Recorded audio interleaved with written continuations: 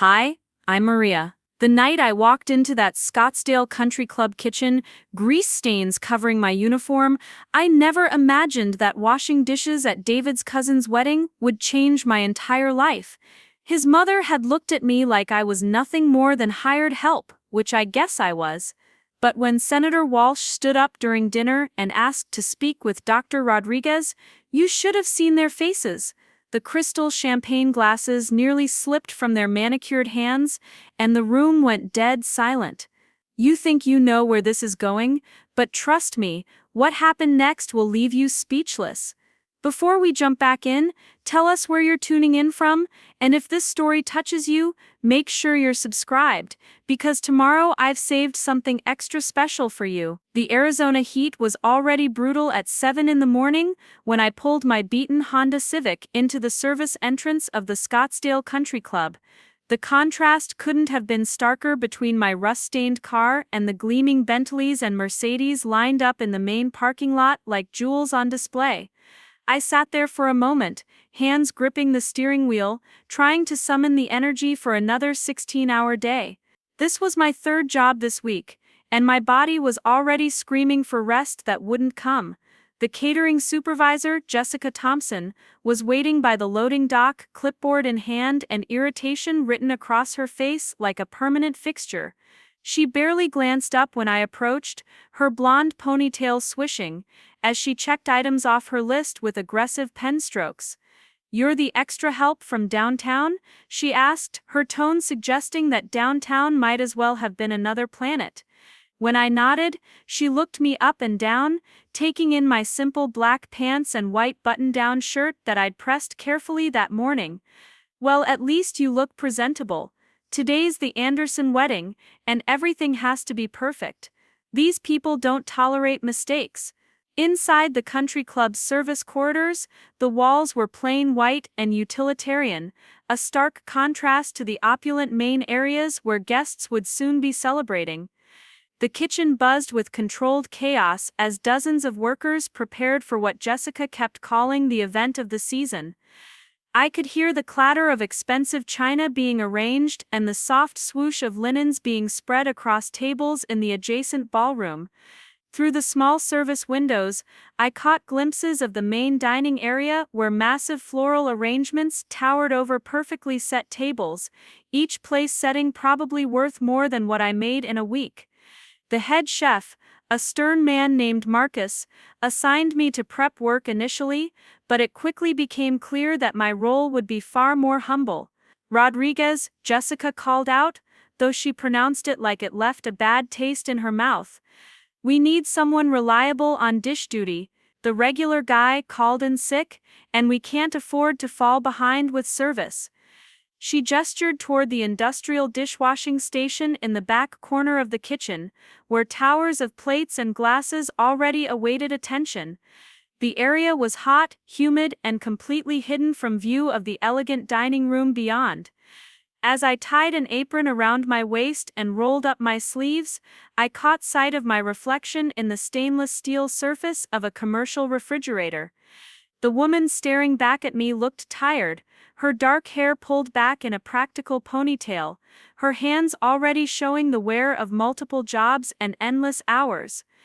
It was hard to believe that just 3 years ago, those same hands had performed delicate cardiac procedures, had saved lives in operating rooms where every second mattered.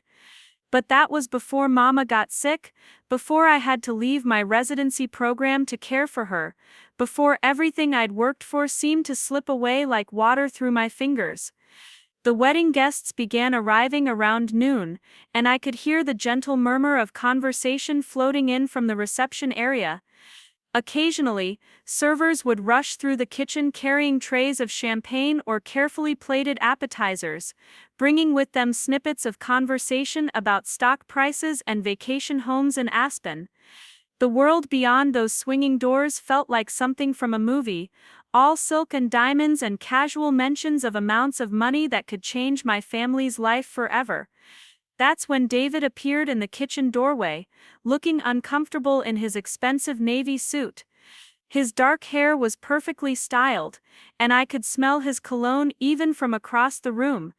He spotted me at the dish station and his face went through a series of expressions, starting with surprise and ending somewhere between embarrassment and resignation. "Maria," he said softly, approaching as if he were walking through a minefield. "I didn't know you were working this event." I continued scrubbing a particularly stubborn wine glass, not looking up. "Your mother made it very clear that I wasn't invited as a guest," I replied, keeping my voice even. "She said it wouldn't be appropriate for someone of my background to mingle with their social circle. I guess she found a way to get her wish." David shifted uncomfortably, his Italian leather shoes squeaking against the kitchen's rubber mats. He opened his mouth as if to say something, but Jessica's sharp voice cut through the air like a blade. "Chen, what are you doing back here? Your mother is looking for you and the photographer wants family photos." Jessica's eyes flicked between David and me, and I could see the gears turning in her head as she processed the situation. David's face flushed red, and for a moment I thought he might actually stand up for me, might tell Jessica that I was his girlfriend and deserved to be treated with respect. Instead, he mumbled something about checking on the catering and hurried away, leaving me alone with my dishes and my burning cheeks. The afternoon wore on, and my hands grew raw from the constant exposure to hot water and harsh detergents. Server after server brought back dirty plates, each one evidence of the feast happening just yards away from where I scrubbed and rinsed in obscurity. I learned to recognize the different courses by the remnants left behind: delicate traces of lobster bisque, crumbs from artisanal bread, smears of what looked like imported chocolate mousse. My stomach growled, but there was no time for breaks, no. Preparing and narrating this story took us a lot of time, so if you are enjoying it, subscribe to our channel. It means a lot to us. Now back to the story. Moment to step outside and breathe the desert air. Around 4 o'clock, as the reception was in full swing, I heard familiar laughter echoing from the dining room. Patricia Chen's voice carried over the music and conversation, sharp and bright like the diamonds she wore. "Oh, you know how it is with David," she was saying to someone. "He has such a soft heart, always trying to help the less fortunate. But we've taught him that charity begins at home, if you know what I mean." The group of women laughed, the sound like breaking glass in my ears. I focused harder on my work, scrubbing each dish with more force than necessary. This was temporary, I told myself. Once my medical license transfer went through, once I could start practicing again, none of this would matter. But standing there in that steamy kitchen corner, listening to the woman who might become my mother-in-law discuss me like I was a charity case, it was hard to hold on to that hope. The kitchen grew even busier as dinner service began. Servers rushed past me carrying elaborately plated entrees, their faces tense with concentration. The head chef barked orders while Jessica supervised with military precision, her clipboard now filled with check marks and notes. I remained invisible in my corner, the steady rhythm of wash, rinse, stack becoming almost meditative. My back ached from bending over the deep sinks, and steam had curled the edges of my hair, but I kept working. That's when the accident happened. One of the servers rushing to clear the head table collided with another carrying a full tray of wine glasses. The crash was spectacular, crystal shattering across the kitchen floor in an explosion of sound that made everyone freeze. Red wine spread like blood across the white tiles and Jessica's face went pale with fury. "Clean this up immediately," she shrieked, pointing directly at me, "and make sure every piece of glass is gone. If a guest gets hurt, we're all finished." I abandoned my dish station and grabbed cleaning supplies, dropping to my knees to carefully pick up shards of what had probably been expensive stemware. The wine soaked through my uniform pants, staining them dark purple, and I could feel the eyes of the entire kitchen staff on me as I worked. Some looked sympathetic, others merely annoyed at the disruption. David appeared again in the doorway, drawn by the commotion, and I saw him take in the scene, his girlfriend on her hands and knees cleaning up broken glass while his family celebrated just rooms away. For a split second, our eyes met across the kitchen. I saw something flicker in his expression, maybe guilt, maybe shame. But then Patricia's voice called his name from the dining room, sharp and demanding, and he disappeared again without a word. I finished cleaning the glass, my knees aching from the hard floor, and returned to my endless pile of dishes. The incident had cost me nearly 20 minutes, and the plates were stacking up faster than I could wash them. As evening approached, the celebration in the dining room grew louder and more animated. I could hear the clinking of silverware against crystal glasses, the traditional signal for toasts to begin. Laughter erupted periodically, punctuated by applause and the occasional cheer. Through the service window, I caught glimpses of elegantly dressed guests raising their champagne flutes, their faces glowing with good wine and better company. My father had texted me earlier asking how the job was going. Bob Rodriguez worked construction, his hands permanently stained with concrete dust and calluses earned through decades of honest labor. He'd raised me to believe that all work was dignified, that there was honor in earning your living regardless of what that work looked like. But standing in that kitchen, listening to David's family and their friends celebrate while treating me like furniture, it was hard to remember that dignity. The dishwashing station had become my world, bordered by stacks of dirty plates on one side and clean, gleaming china on the other. Steam rose constantly from the hot water, creating a humid microclimate that made my uniform stick to my skin. My hands moved automatically now, muscle memory taking over as my mind wandered to the diploma hanging in my small studio apartment across town. Dr. Maria Rodriguez, Harvard Medical School, magna cum laude. The person who had earned that degree felt like someone from another lifetime.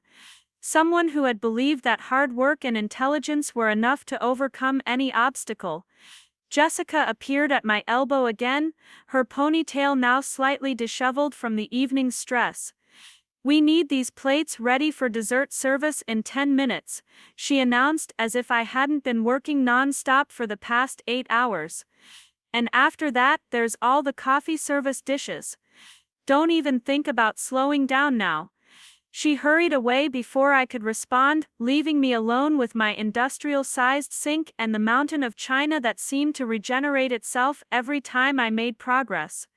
The dessert course brought a new wave of dishes, these decorated with artistic smears of chocolate and raspberry coulis that required careful scrubbing to remove.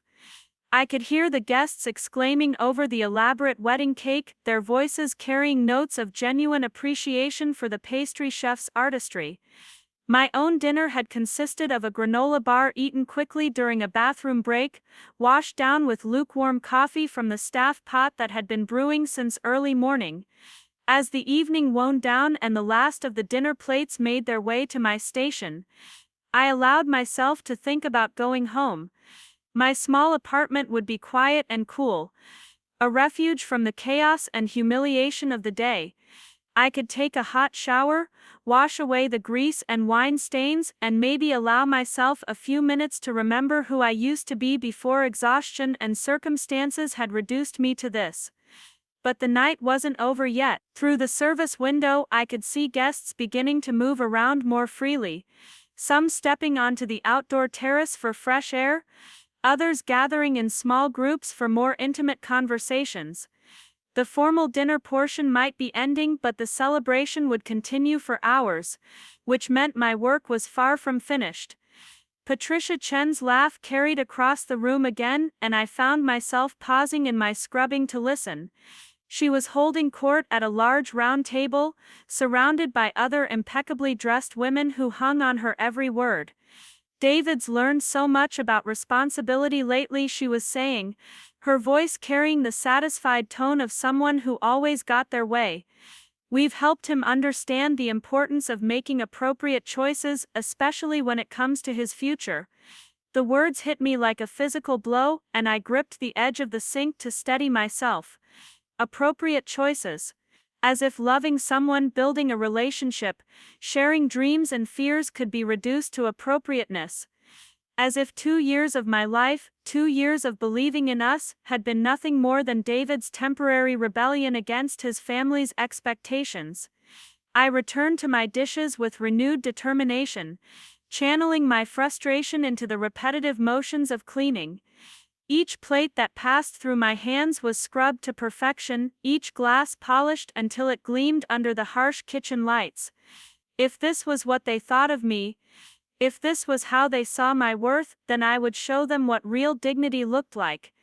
I would finish this job with my head held high, even if my heart was breaking. The kitchen began to quiet as the evening progressed, servers making fewer trips back and forth, the urgent energy of dinner service giving way to the slower rhythm of a celebration winding down. I had nearly caught up with the dishes when Jessica reappeared, this time looking slightly more relaxed but no less demanding. "Rodriguez," she said, consulting her clipboard one final time. "Once you finish those last few trays, you can start on the coffee service cleanup. The guests will be having their final drink soon, and then we can finally wrap this up." She paused, studying my face with something that might have been concern. "You've been working hard tonight, don't think it hasn't been noticed." It was the closest thing to a compliment I'd received all day, and despite everything, I felt a small surge of pride. Whatever else happened, whatever humiliation I'd endured, I had done my job well. No guest had gone without clean plates, no server had been delayed by dirty dishes, no part of this elegant celebration had been diminished by my presence in that kitchen corner. As I loaded the last of the dinner plates into the industrial dishwasher, I allowed myself a moment to look through the service window at the celebration beyond. The lights had been dimmed slightly, creating a warm, intimate atmosphere. Couples danced slowly on the marble floor, while others stood in small groups, their conversations animated by good wine and the romance of the evening. It was beautiful, I had to admit, the kind of elegant affair that most people only dreamed of attending. And somewhere in that crowd of silk and diamonds, David was moving through his family's world, playing the part they'd written for him. I wondered if he ever thought about the woman washing dishes just yards away, if he ever questioned the choices that had led us to this moment. But as I watched him through the window, laughing with his cousins and accepting congratulations on his family's social success, I realized that some questions answered themselves. The night was far from over, and I still had hours of work ahead of me. But something had shifted in those steamy kitchen corners. Something fundamental about how I saw myself and my place in the world.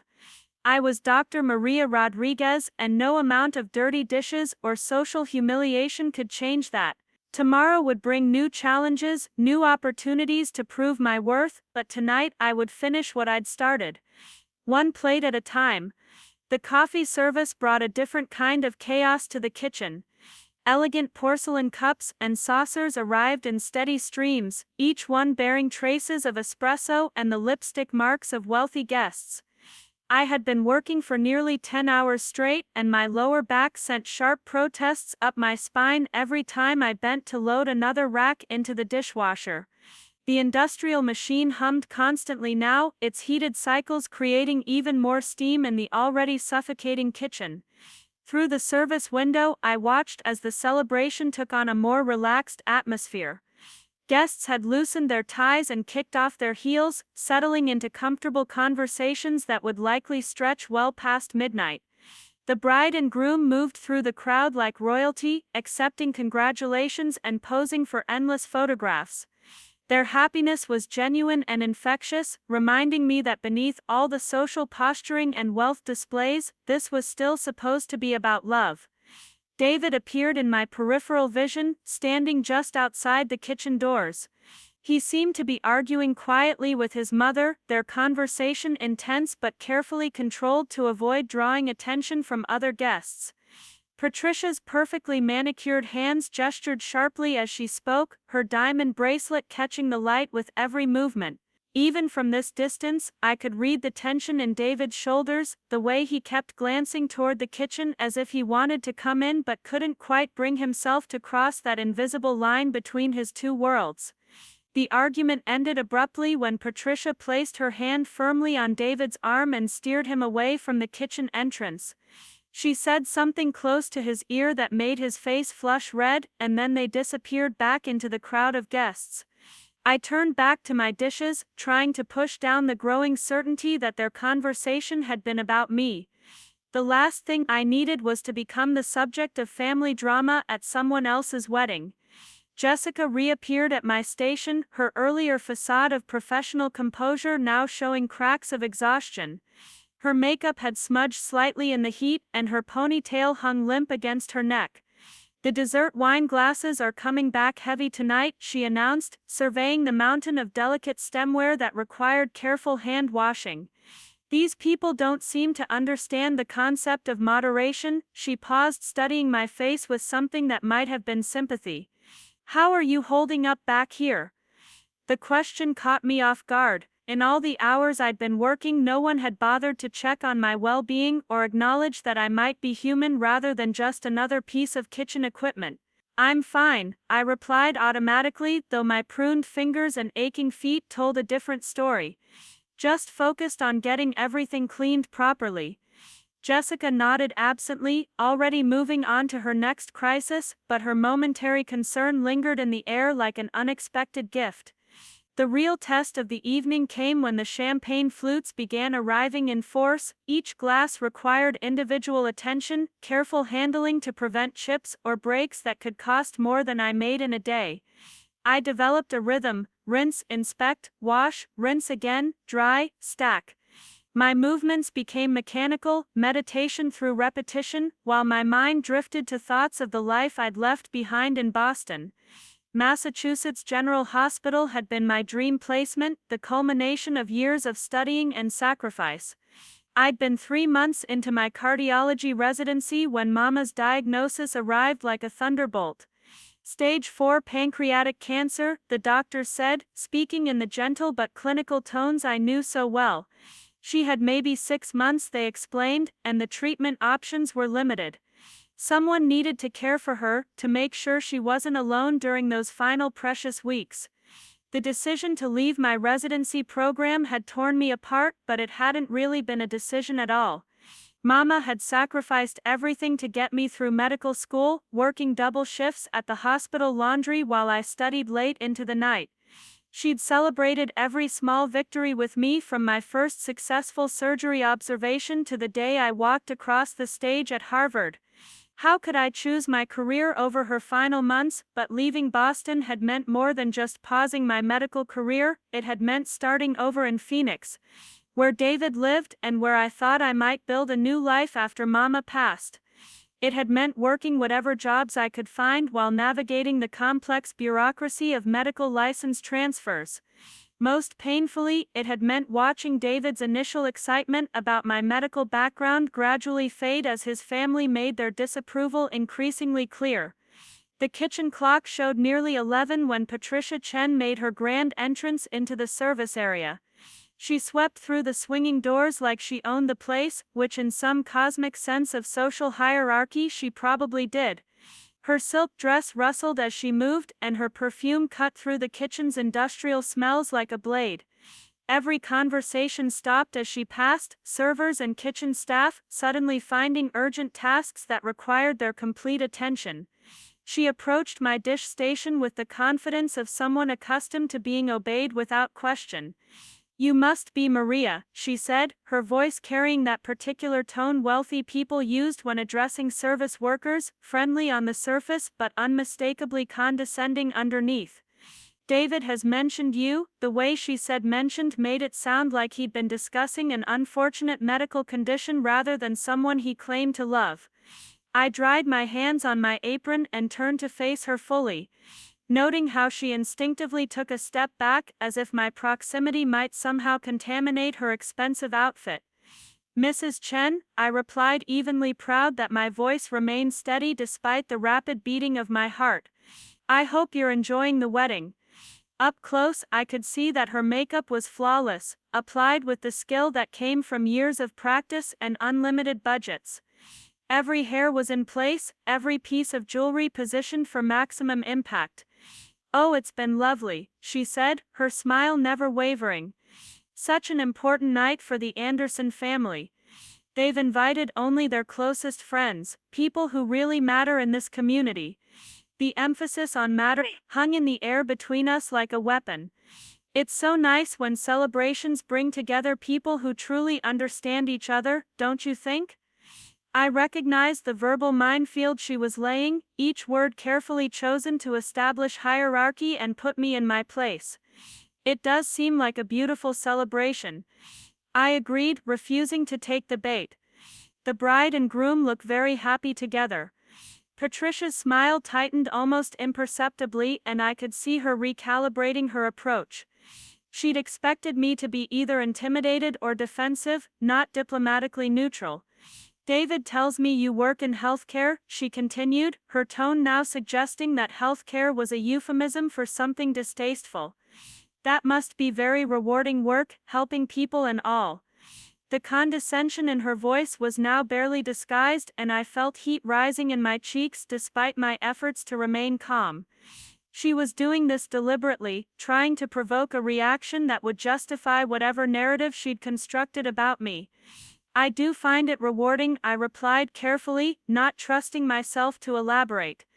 The truth about my medical degree and residency training burned in my throat, but something held me back from revealing it. Maybe it was pride, not wanting to justify my worth to someone who had already decided I wasn't good enough for her son. Maybe it was strategy, sensing that keeping my credentials hidden might serve me better in whatever game she was playing. Patricia stepped closer to the dish station, her eyes scanning the towers of clean china and glassware with the practiced assessment of someone accustomed to finding fault. You're very thorough, she observed, though her tone suggested this wasn't entirely a compliment. David appreciates thoroughness. It's one of the qualities we've tried to instill in him, along with the importance of making thoughtful choices about his future. The words hit their target with surgical precision. I gripped the edge of the stainless steel counter, using the cold metal to ground myself as Patricia's meaning became crystal clear. This wasn't a casual conversation or an attempt to get to know me better. This was a warning, delivered with the kind of elegant cruelty that came naturally to people who had never faced real consequences for their actions. I'm sure David appreciates having family who care about his well-being. I managed, my voice carefully controlled. Patricia's smile widened, sensing victory in my diplomatic response. She'd gotten the reaction she wanted without having to resort to open hostility. The message had been delivered and received. I wasn't welcome in David's world, and she would make sure I understood that fact. Family is so important, she agreed, her tone now sickeningly sweet. We're very close, the Chens. We make our decisions together, support each other through difficult choices. David has always been such a good son, so respectful of our wishes and guidance. She paused, letting the implications sink in. I'm sure you understand how important it is for a mother to want the best for her child. Before I could formulate a response, David himself appeared in the kitchen doorway. His face flushed from wine and what looked like significant internal struggle. Mom, he said, his voice tight with barely controlled tension. Andersons are looking for you. Something about the farewell toast. His eyes met mine briefly over his mother's head, and I saw apology mixed with helplessness in their depths. Patricia turned toward her son with the fluid grace of a dancer, her public mask sliding back into place seamlessly. Of course, darling. I was just getting acquainted with your friend here. The word friend carried enough ice to freeze the entire kitchen. She gathered her silk skirts with one hand and prepared to glide away. But not before delivering one final calculated blow. Maria, it was so enlightening to meet you. I hope you have a wonderful rest of your evening. The dismissal was unmistakable, delivered with the kind of polite venom that left no room for misinterpretation. As Patricia swept out of the kitchen with David trailing behind her like an obedient shadow, I felt something fundamental shift inside me. The humiliation and anger I'd been suppressing all evening crystallized into something harder and more determined. She wanted me to know my place, fine. But she was about to learn that she didn't know nearly as much about me as she thought she did. I returned to my dishes with renewed focus, each plate and glass receiving more attention than strictly necessary. The repetitive motions helped calm my racing pulse and organize my scattered thoughts. Patricia Chen thought she could intimidate me into disappearing from her son's life, using social pressure and condescension as her weapons of choice. But she had underestimated me in ways that might soon prove costly to her carefully constructed world of privilege and control. The kitchen began to empty as the evening wound down, servers finishing their final rounds and kitchen staff starting the preliminary cleanup that would stretch well into the night. I remained at my station working through the last loads of dishes while processing everything that had happened. Patricia's visit hadn't been spontaneous. It had been carefully planned and executed with the precision of a military operation. She'd wanted to see me for herself, to assess the threat I posed to her family's social standing and her son's future. What she'd seen was exactly what she'd expected, a working-class Latina scrubbing dishes at an event she couldn't afford to attend as a guest. She'd filed me away in the category of temporary inconvenience, something to be managed and eventually eliminated through the application of sufficient social pressure. The mistake she'd made was assuming that what she saw was all there was to see. My phone buzzed with a text message from Papa. "Mija, how's the fancy party? Remember what I taught you about standing tall no matter where you are?" Bob Rodriguez had worked construction his entire adult life, building the foundations and frameworks that supported other people's dreams. He'd taught me that honest work was nothing to be ashamed of, that dignity came from within rather than from external recognition. But he'd also taught me something else, that sometimes standing tall meant more than just maintaining your composure under pressure. The last of the coffee cups went through the dishwasher as midnight approached, and I finally allowed myself to survey the fruits of my labor. Every piece of china gleamed spotlessly, every glass sparkled without a single water spot, every utensil had been polished to perfection. Whatever else Patricia Chen might think of me, she couldn't criticize the quality of my work. I'd done my job with the same precision and attention to detail that had once made me one of the most promising cardiology residents on the East Coast. Jessica appeared for her final inspection, clipboard in hand and exhaustion written across her features. She moved through the kitchen systematically, checking stations and making notes, her professional standards unwavering despite the late hour. When she reached my area, she stopped and ran her finger along the edge of a stack of plates, testing for cleanliness and proper arrangement. "Outstanding work tonight, Rodriguez," she said, and for the first time all evening her voice carried genuine appreciation rather than merely professional acknowledgement. "I don't think I've ever seen dishes this clean or this perfectly organized. Whatever else you do for work, you've got real attention to detail." She paused, studying my face with curiosity. "Have you ever considered restaurant management? With skills like this and the right training, you could probably work your way up pretty quickly in this industry." The irony of the suggestion almost made me laugh out loud. Here was Jessica offering me a path toward what she considered career advancement, completely unaware that I'd already climbed higher professionally than she'd likely ever reach. But her offer was genuine, made with kindness rather than condescension, and I found myself appreciating the gesture even as I declined it. "Thank you," I replied sincerely. "I'm actually pursuing other opportunities, but I really appreciate your confidence in my abilities." Jessica nodded and moved on to her next station, leaving me alone with the strange satisfaction that came from exceeding expectations even in the most humble circumstances. Whatever happened next, I'd proven to myself that I could maintain my standards and dignity regardless of the situation. The country club fell quiet as the last guests departed, their laughter and conversation fading into the desert night. Luxury cars pulled away from the valet stand in a parade of headlights and expensive engineering, carrying their occupants back to their gated communities and climate-controlled mansions. I gathered my few personal belongings and prepared to join the exodus of workers heading home after another successful event in Scottsdale's endless calendar of social obligations. David was waiting by my car when I finally made it to the service parking area, his expensive suit now wrinkled and his carefully styled hair disheveled by the evening's stress. He leaned against my Honda's rusty fender with the defeated posture of someone who had lost a battle he hadn't even realized he was fighting. The parking lot's harsh fluorescent lights cast unflattering shadows across his face, highlighting the exhaustion and guilt written in his features. "Maria," he began, his voice hoarse from hours of social conversation and family tension, "I need to apologize for tonight.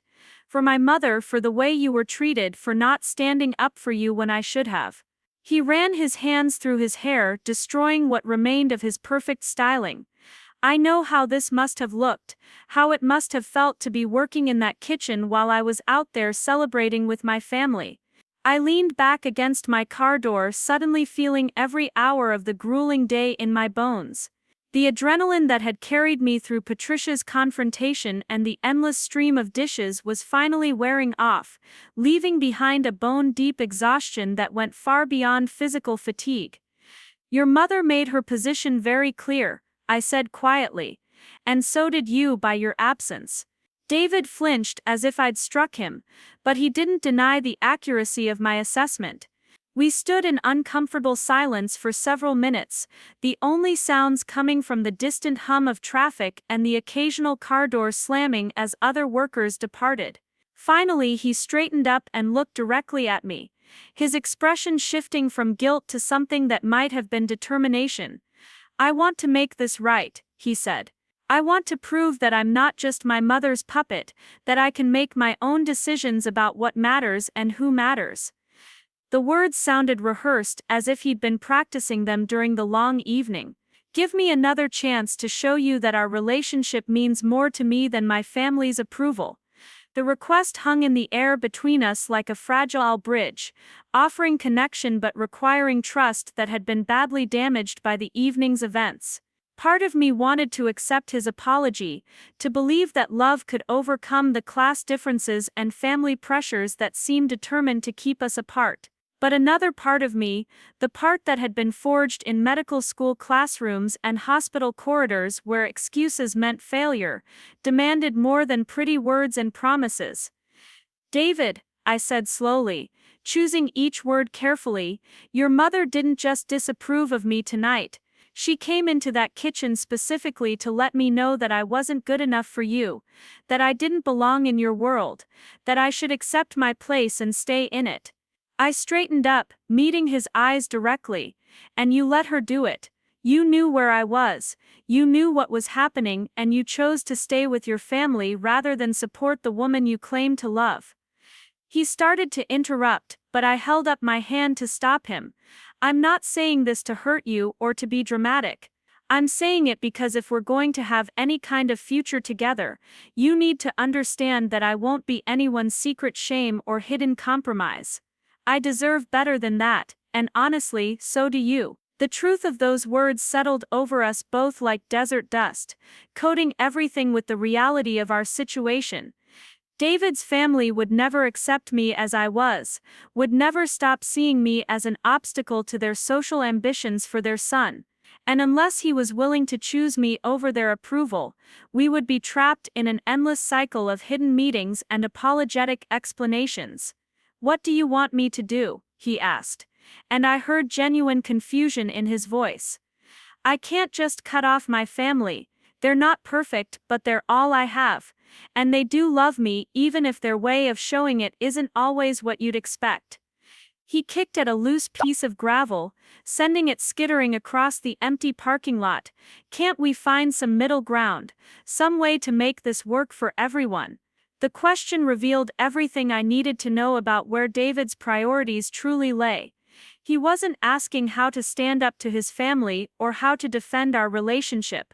He was asking how to manage the situation, how to keep everyone happy while avoiding the difficult choices that real love sometimes required.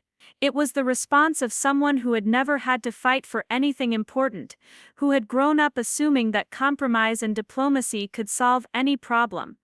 I pulled my car keys from my purse, the metal warm from hours in the desert heat. There isn't a middle ground here, David. Either you believe I'm worth fighting for, or you don't. Either our relationship matters enough for you to set boundaries with your family, or it doesn't. I opened my car door, letting the accumulated heat from the day pour out into the night air. I'm not asking you to choose right now, but I am asking you to be honest with yourself about what you really want. As I drove away from the country club, I caught sight of David in my rearview mirror, still standing alone in that harsh parking lot light. Part of me hoped he would call or text before I got home, that he would find the courage to make the choice I needed him to make. But a larger part of me, the part that had learned hard lessons about self-respect and personal worth, already knew that some people simply weren't capable of the kind of love that required sacrifice. The drive back to my studio apartment took me through neighborhoods that told the story of Phoenix's economic geography in stark detail. From the manicured perfection of Scottsdale, through middle-class suburban developments, to the working-class areas where immigrants like my family had built new lives from scratch. Each zone had its own rhythm, its own dreams, its own understanding of what success looked like. My apartment complex sat at the end of a street lined with aging palm trees and modest desert landscaping designed to survive on minimal water and maintenance. It wasn't much to look at, but it was mine, paid for with wages earned through honest work and the gradual depletion of my medical school savings. The one-room space contained everything I'd managed to salvage from my previous life: a few pieces of furniture, boxes of medical textbooks I couldn't bring myself to sell, and a diploma hanging on the wall where I could see it every morning when I woke up. That diploma felt especially important tonight, as I unlocked my door and stepped into the familiar silence of my small sanctuary. Dr. Maria Rodriguez, Harvard Medical School, magna cum laude, the woman who had earned those credentials still lived inside me, even if circumstances had forced her into temporary hiding. Patricia Chen could look down on the dishwasher she'd met tonight, but she had no idea what that dishwasher was capable of becoming once the obstacles in her path were removed. I peeled off my wine-stained uniform and let hot water wash away the grease and humiliation of the evening. Tomorrow would bring new challenges, new opportunities to prove my worth in a world that seemed determined to underestimate me. But tonight had taught me something valuable about the difference between dignity and pride, between bending and breaking, between temporary compromise and permanent surrender. As I fell asleep in my narrow bed, surrounded by the quiet sounds of my working-class neighborhood, I found myself thinking not about David or his mother, but about the conversation I'd had with Papa before taking the catering job. He'd reminded me that sometimes the most important battles were fought in the most unlikely places, and that victory wasn't always about winning in the ways other people expected. Patricia Chen thought she'd met a simple dishwasher tonight, someone easily intimidated and ultimately disposable. She had no way of knowing that she'd actually encountered someone who had successfully navigated Harvard Medical School, completed 3 months of residency at one of the nation's premier hospitals, and possessed the kind of detailed knowledge about human anatomy and physiology that could literally mean the difference between life and death. But she was about to find out.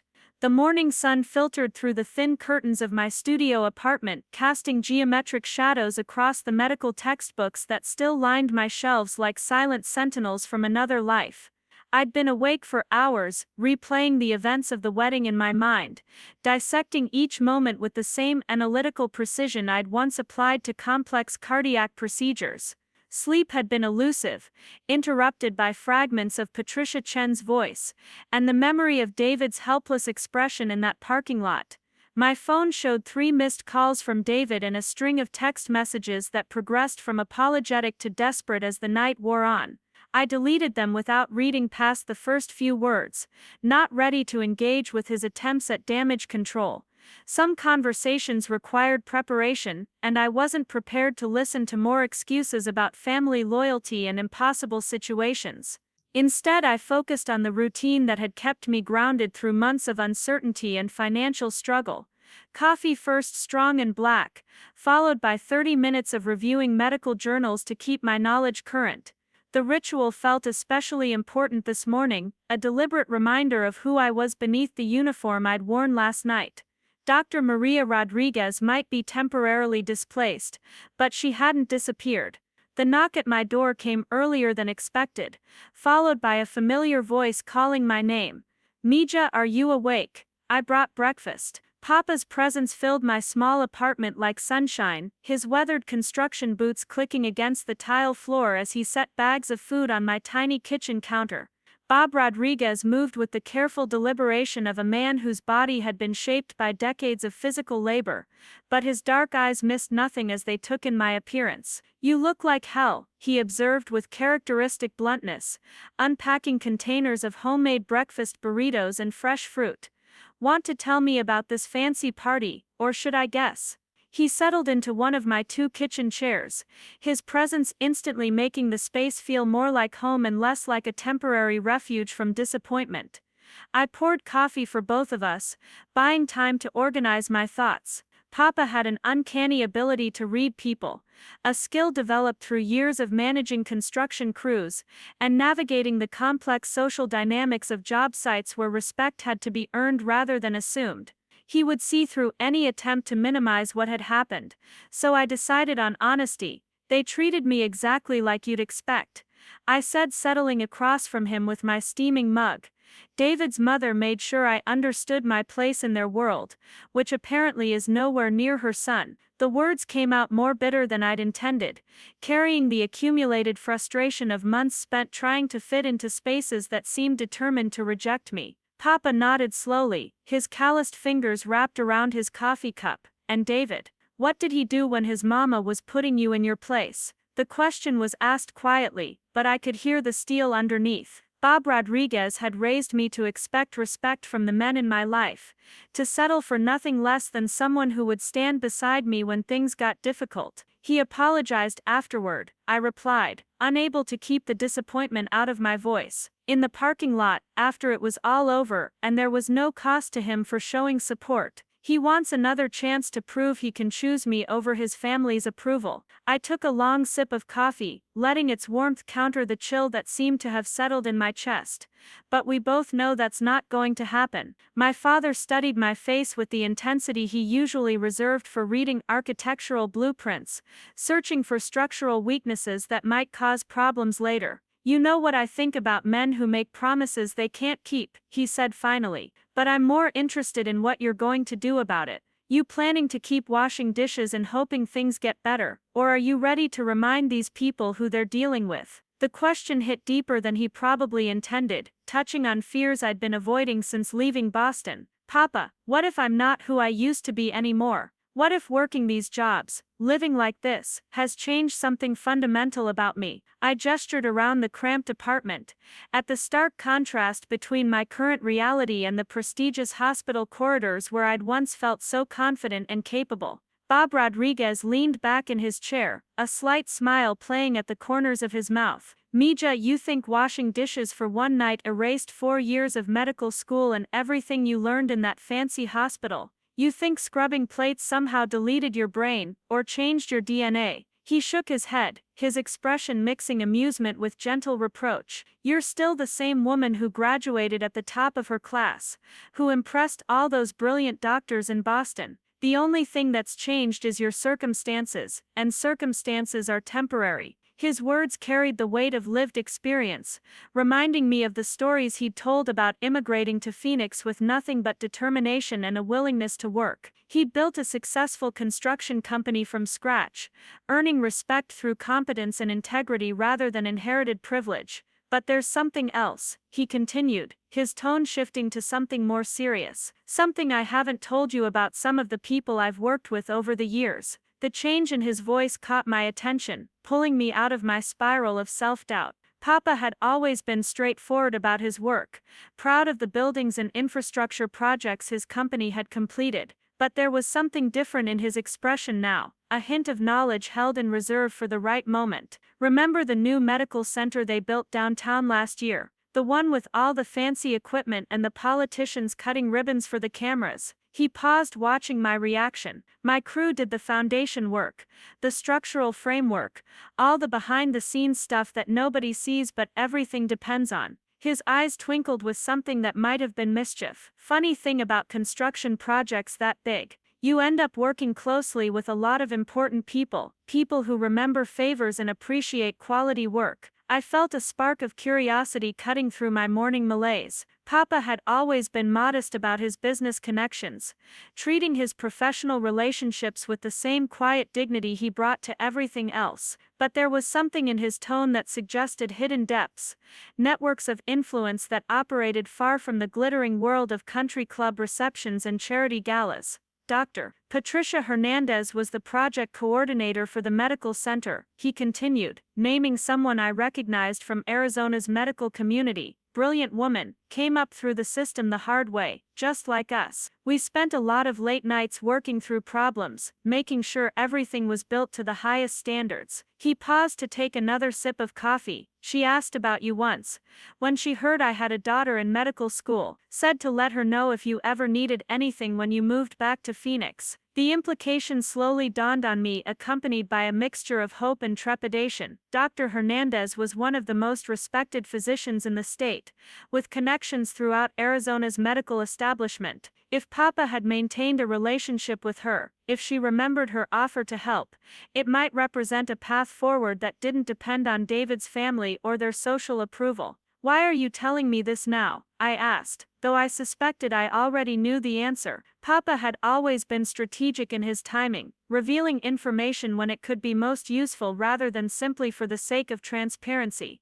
Because last night proved something important, he replied, leaning forward with the intensity that had made him successful in a competitive industry. You can't build your future on other people's approval, especially people who've already decided you're not worth their respect. But you can build it on your own qualifications, your own connections, your own determination to succeed despite the obstacles they put in your way. He reached into his jacket pocket and pulled out a business card, sliding it across the small table toward me. Dr. Patricia Hernandez, Chief of Cardiology, Phoenix Medical Center. Her direct phone number was written on the back in Papa's careful handwriting. She told me to call if you ever needed a reference or an introduction to the right people. Said the medical community here was always looking for talented doctors who understood the needs of our community. I stared at the card as if it were a lifeline thrown across turbulent water. The possibility of returning to medicine, of reclaiming the career I'd sacrificed for Mama's final months, felt almost too good to be real.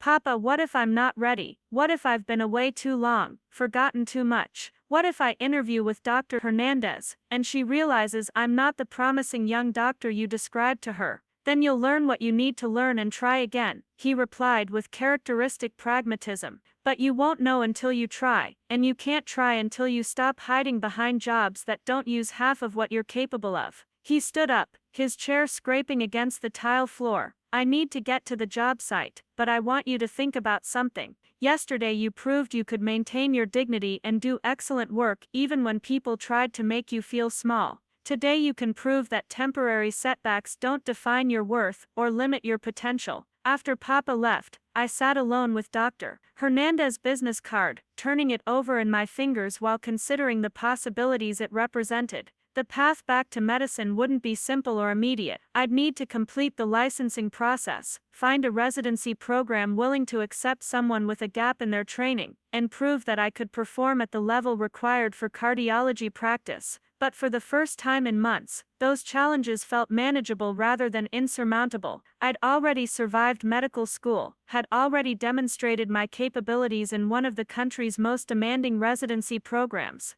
The knowledge and skills were still there, waiting to be reactivated and refined. What I needed now was the confidence to present myself as Dr. Maria Rodriguez, rather than as someone apologizing for her circumstances. I spent the morning researching Dr. Hernandez's background and recent work, preparing for a conversation that might determine the direction of my professional future. She'd built an impressive career specializing in cardiovascular surgery, with particular expertise in treating underserved populations. Her published papers showed a deep understanding of the social and economic factors that affected patient outcomes, along with a commitment to training the next generation of doctors who could serve diverse communities. The more I read, the more I realized that my own background might actually be an asset rather than a liability. My experience working multiple jobs, understanding the financial pressures that prevented people from seeking medical care, and maintaining connections to working-class communities could complement Dr. Hernandez's research interests and patient population.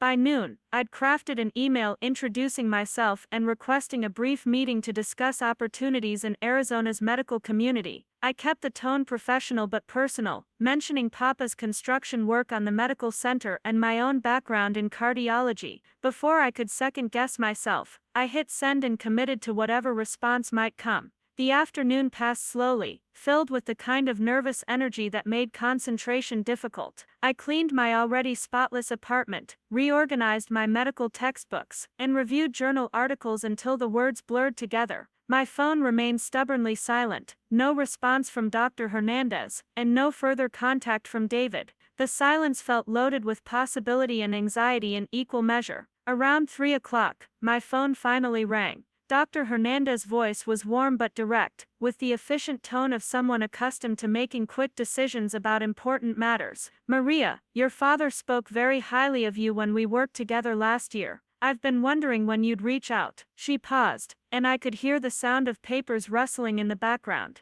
"I have 30 minutes free this afternoon if you'd like to stop by my office. We can discuss your background and see if there might be opportunities that match your interests and qualifications." The invitation felt like a door opening after months of walking into walls. I accepted immediately, then spent the next hour preparing for what might be the most important conversation of my professional life. I selected my most conservative business attire, gathered copies of my medical school transcripts and residency evaluations, and practiced describing my career goals in terms that emphasized service to community rather than personal ambition. Phoenix Medical Center occupied several city blocks in the downtown area, its modern architecture and state-of-the-art equipment representing the kind of medical facility I dreamed of working in since my first year of medical school. The lobby buzzed with the controlled energy of a major teaching hospital, residents and attending physicians moving with purpose while patients and families navigated the complex geography of medical care. Dr. Hernandez's office overlooked the city's mountain-rimmed horizon, its walls lined with medical journals and photographs from various community health initiatives. She was smaller than I'd expected but carried herself with the quiet authority that came from years of making life and death decisions. Her handshake was firm, her eye contact direct, and her initial questions focused on my medical training rather than my current employment situation. "Your residency director at Mass General spoke very highly of your clinical skills and dedication," she said, consulting a file that apparently contained more information about my background than I'd expected. "Dr. Williams mentioned that you showed exceptional promise in interventional cardiology before taking your leave of absence. He also said you left to care for a terminally ill parent, which tells me something important about your character and priorities." The fact that she'd already contacted my former supervisor both surprised and impressed me. It suggested a level of thoroughness and genuine interest that went beyond polite professional courtesy. "My mother's illness required difficult choices," I replied carefully, "but it also taught me things about patient care and family dynamics that I couldn't have learned in a traditional residency setting." Dr. Hernandez nodded thoughtfully. Making notes in the margin of my file.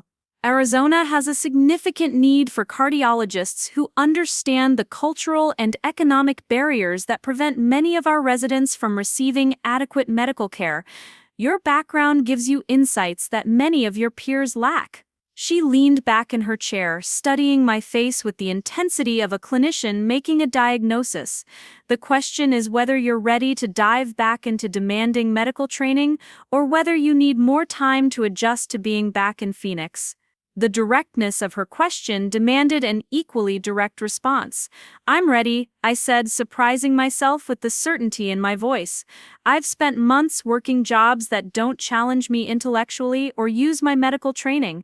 Last night I worked as a dishwasher at a country club wedding, and while I did the job well, I knew the entire time that I was capable of so much more."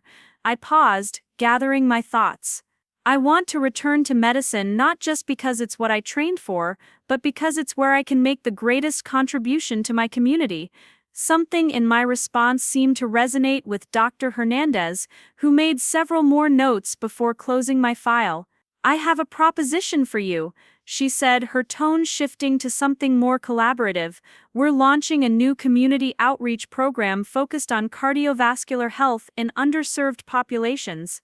The position would involve both clinical work and research, with opportunities for teaching and program development." She pulled out a folder thick with documents and proposals. "The funding is secure, the patient population is significant, and the potential for making a real difference is substantial." As she outlined the program's scope and requirements, I felt excitement building for the first time in months. This wasn't just a return to medicine, it was an opportunity to combine my clinical training with my understanding of the barriers that prevented working-class families from receiving adequate health care.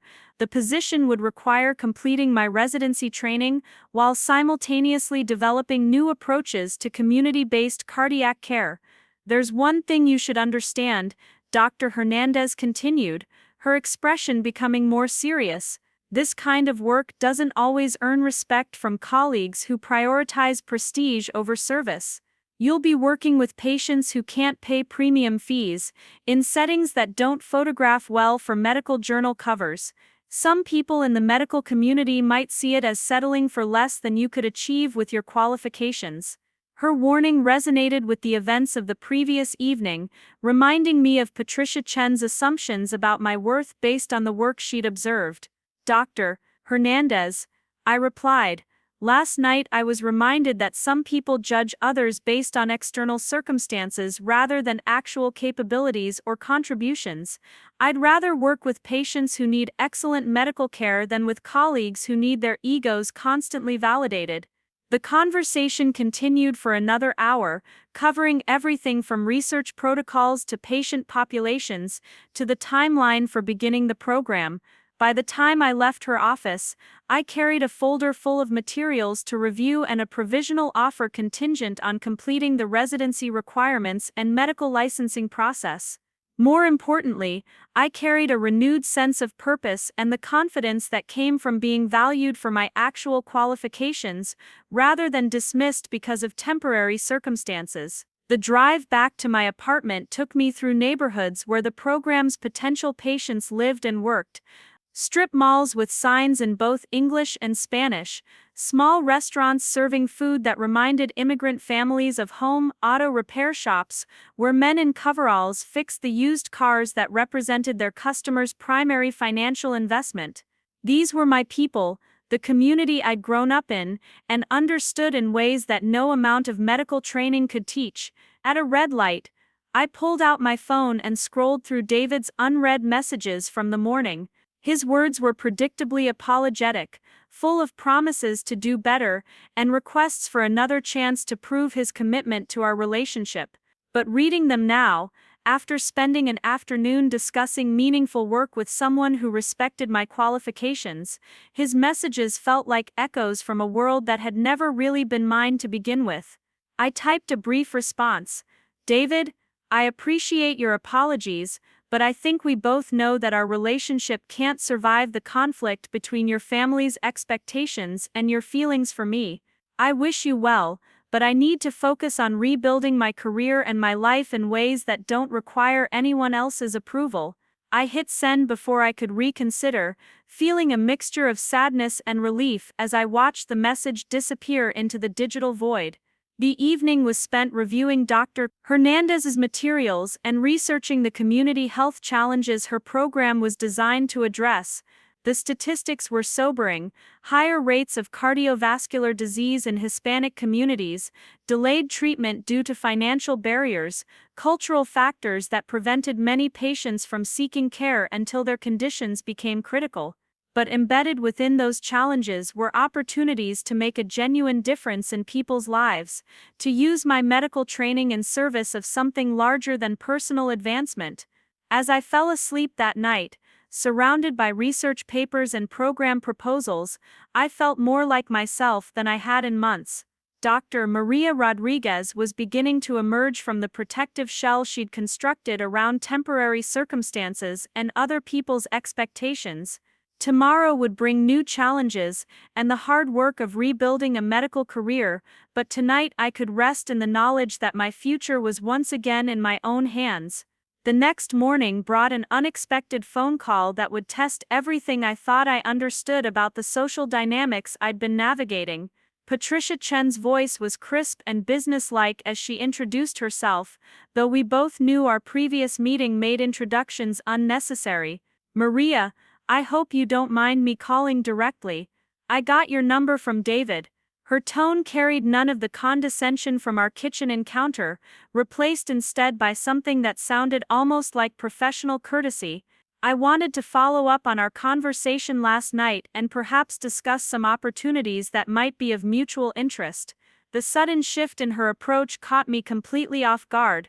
This was not the same woman who had dismissed me as unsuitable for her son just 24 hours earlier. Something had changed, some new information had entered her calculations, and she was now reaching out with what sounded like a business proposition rather than maternal disapproval.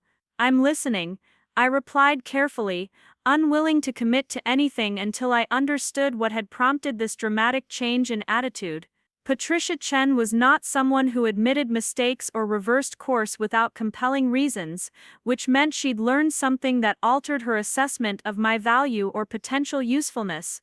"I understand you have a background in healthcare," she continued, her voice carrying the kind of careful respect that suggested she now knew more about my qualifications than she had during our previous encounter.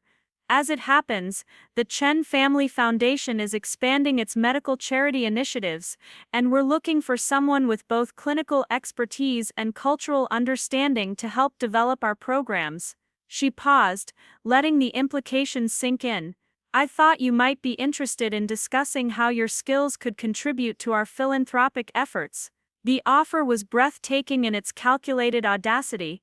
Less than 24 hours after treating me like hired help, Patricia Chen was now proposing to employ me in a capacity that would put me directly under her control, while simultaneously co-opting whatever professional credentials had prompted this sudden reversal. It was a masterclass in social manipulation, offering apparent advancement, while ensuring that any success I achieved would be credited to her family's generosity rather than my own qualifications. "That's a very interesting proposition," I replied, buying time to process the complexity of what she was attempting. "Can you tell me more about the Foundation's current medical initiatives and what role you envision for someone with my background?" I kept my tone professionally neutral, neither accepting nor rejecting her offer, while I tried to understand the game she was now playing. The conversation that followed revealed Patricia Chen as a far more sophisticated strategist than I'd initially realized. She'd clearly done research on my background, had discovered my medical degree and residency training, and was now attempting to neutralize any threat I might pose to her social standing by bringing me into her sphere of influence. If she couldn't eliminate me from David's life through intimidation, she would control me through professional obligation and financial dependence. But as she outlined her foundation's work and the opportunities she was proposing, I realized that Patricia Chen had made a critical miscalculation. She assumed that someone in my financial situation would be grateful for any professional opportunity, regardless of the strings attached or the cost to personal dignity.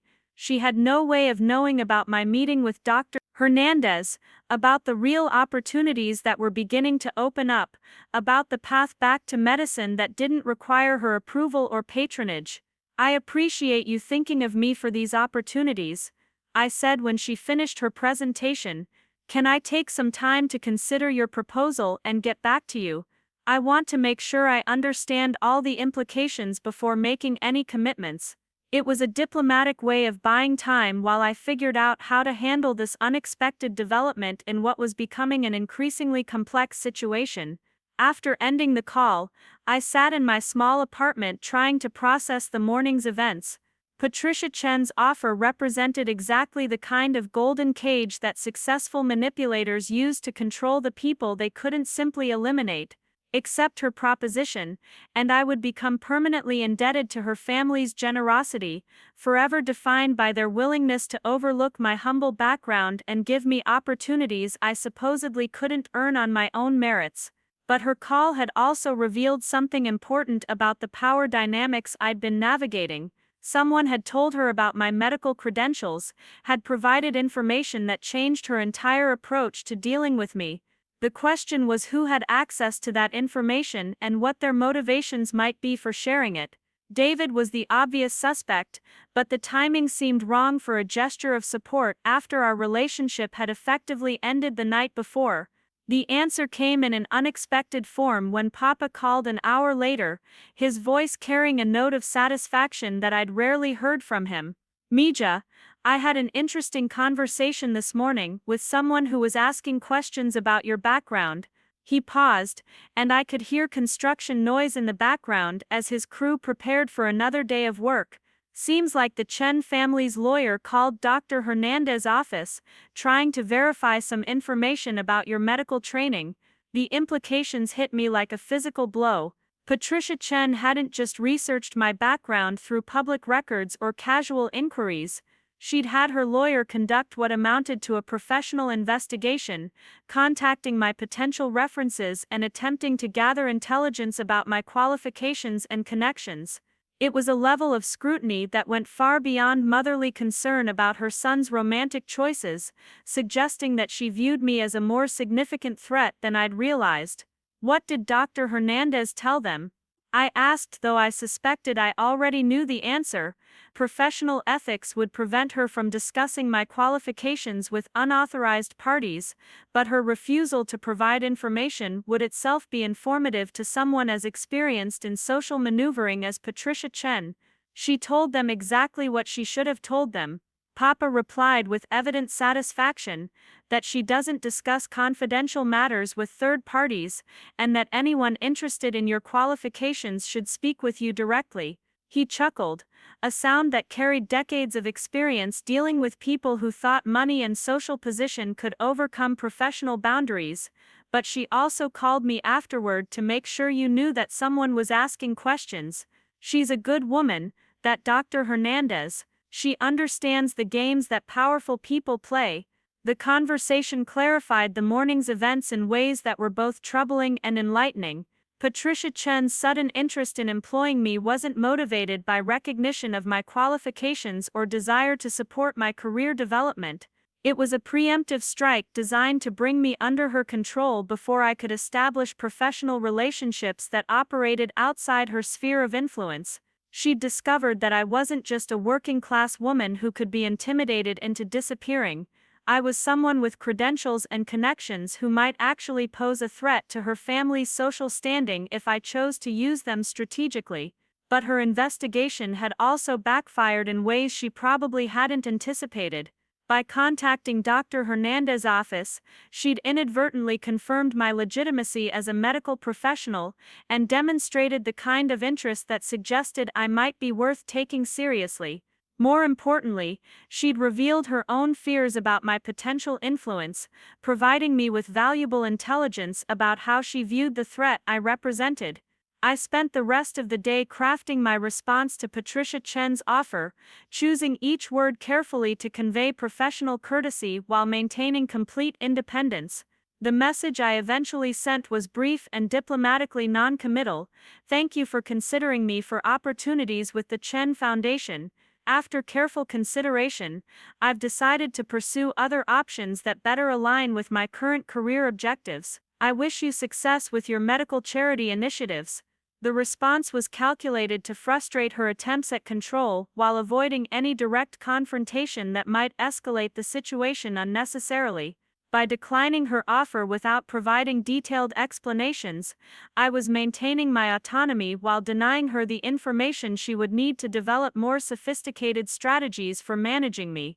It was a small victory, but an important one in establishing the boundaries that would govern any future interactions.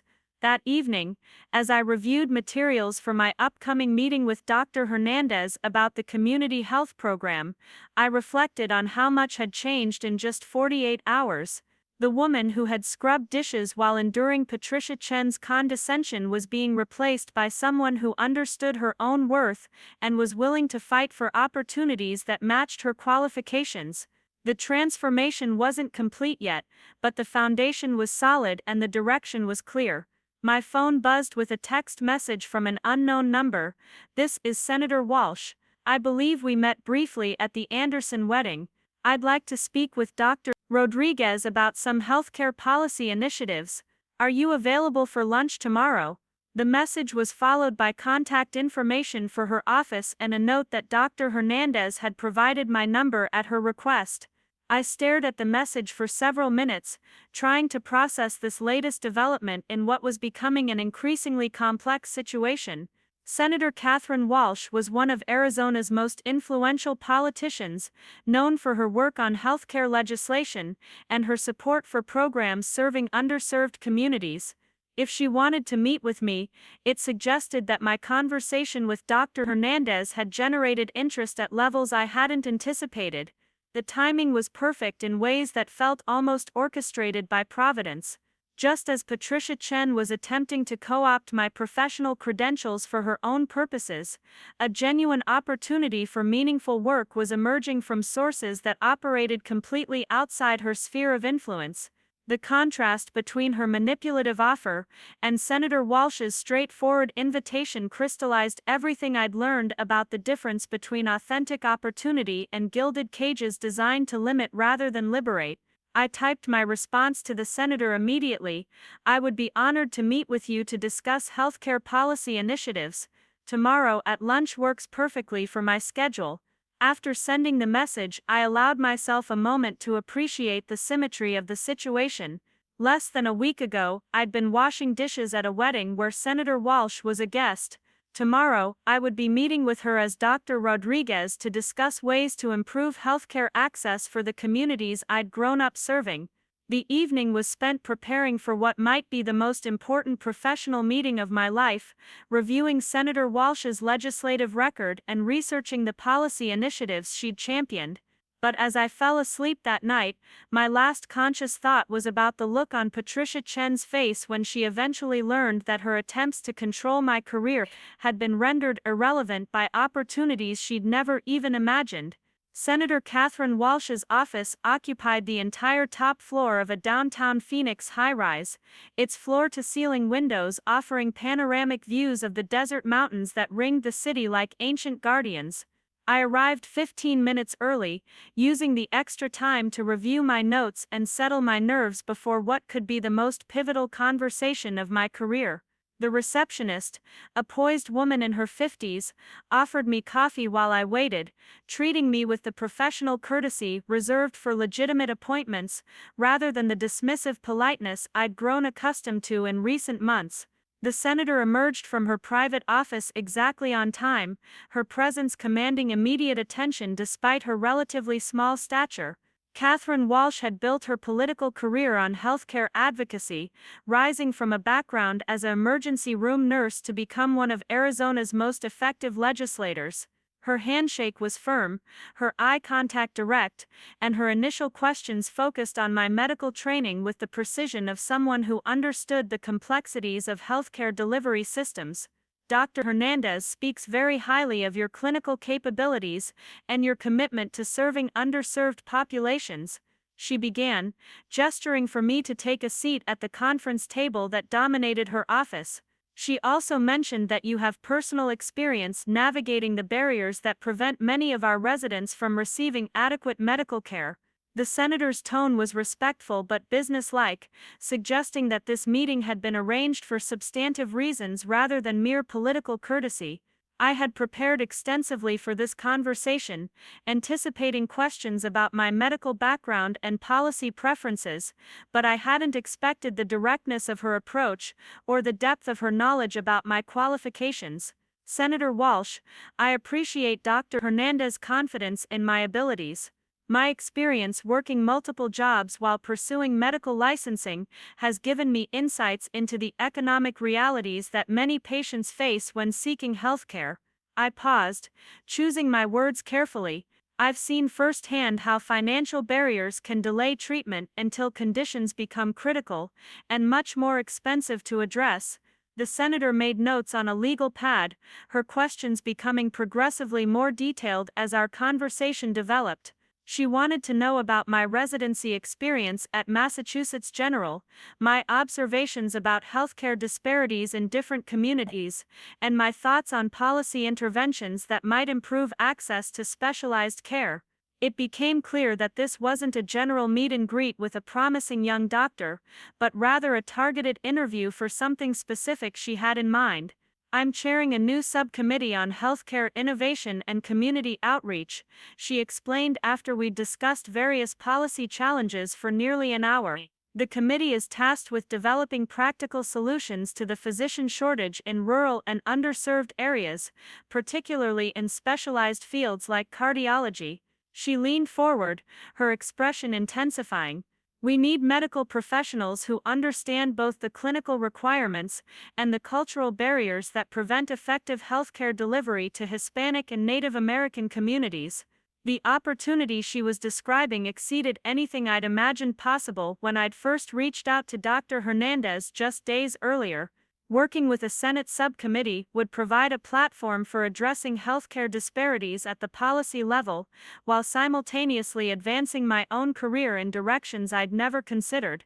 But it also represented a level of visibility and responsibility that would make me a public figure in ways that could have unpredictable consequences. The position would involve both clinical work through the community health program Dr. Hernandez described and policy development through the subcommittee. Senator Walsh continued. You'd be spending time in underserved communities, documenting the challenges they face, and helping us develop legislation that addresses those challenges with practical solutions rather than theoretical frameworks. She pulled out a thick folder filled with research reports and policy proposals.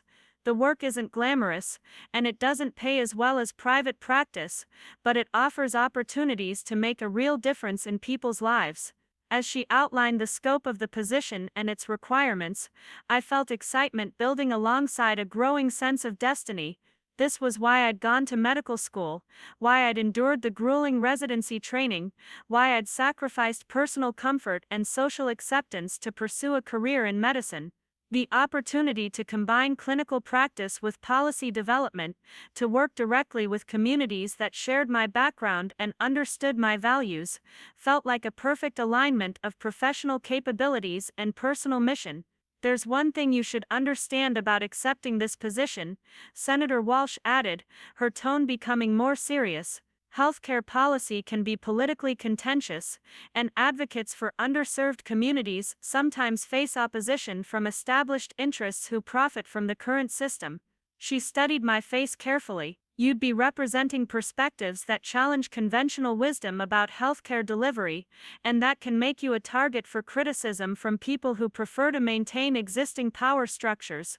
Her warning reminded me of Patricia Chen's recent attempts to control my career trajectory, suggesting that the challenges I'd faced with David's family might be minor compared to the opposition I could expect if I chose to work in healthcare policy.